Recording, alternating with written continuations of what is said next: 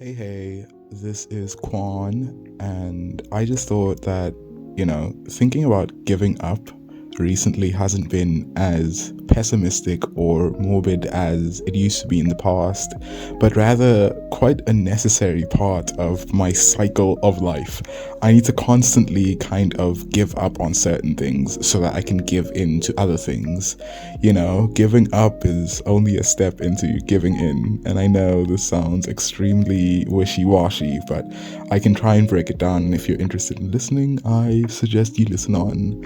I think this has allowed me to think much more expansively and in a way that almost feels never breaking. Like, not linear necessarily, but very connected, interconnected, and always grappling onto the past in a way that doesn't feel fixed to it, but rather as though it's an extending tail. So I think within society we usually, as much as social commentary has been, given by everyone, I think my social commentary would be that society at large does not value the necessity of pain and suffering and, you know, and I'm not saying this is necessarily, justified. I'm not saying you should suffer or that it's good that you are suffering, but to still be able to inherently grasp like value in it and just like not inherently but like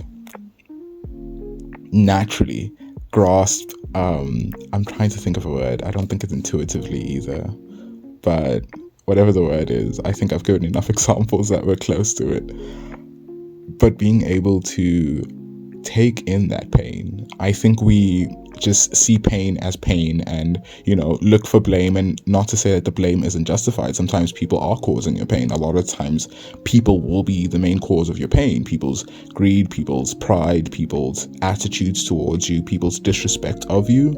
But I think taking it in and letting it take over you almost and letting it sit with you will so much more easily allow you to move through those feelings.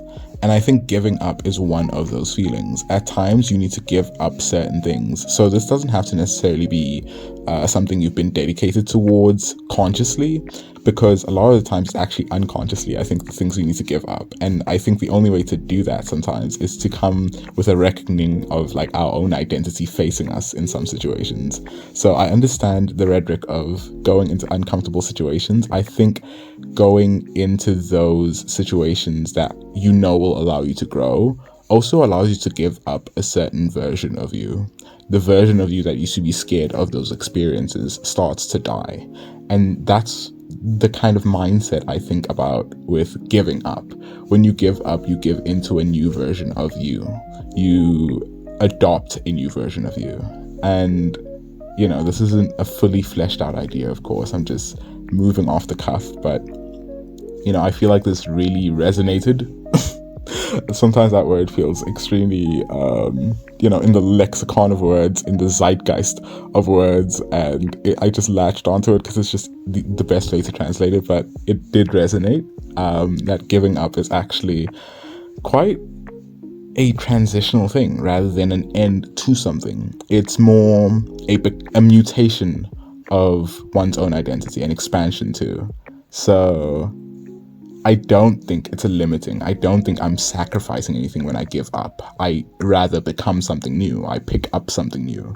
And I feel like when we more consciously give up on things and behaviors and attitudes and states of mind and people, we should understand that we're not necessarily stopping, but transforming into something new. I think as humans do, we transmute many things, from emotion to relationships.